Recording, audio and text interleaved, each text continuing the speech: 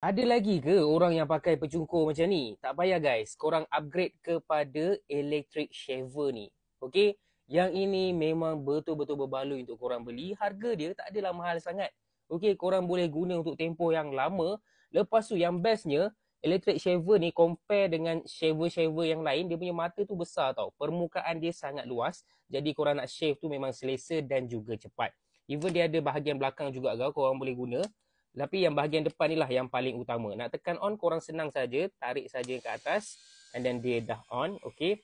Lepas tu korang dah boleh shave Tengok dengan relaxnya aku letak tanpa rasa sakit. Memang laju guys. Okey, kalau korang perasan misai aku dah hilang-hilang dah dia punya tu.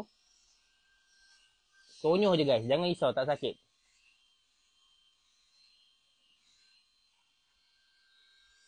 Okey, bawah ni aku nak trim sikit lah. Jagu aku nak jaga, tapi bawah ni aku nak trim sikit. Okey. Kita tepi ni sikit kan. Bawah-bawah sikit je lah. Okey. Yang penting misai kita dah cukur. Okey, simple saja, tak sampai 1 minit dah settle. Alright, dekat mana korang nak dapatkan shaver ataupun trimmer ni, korang tekan beg kuning dekat bawah.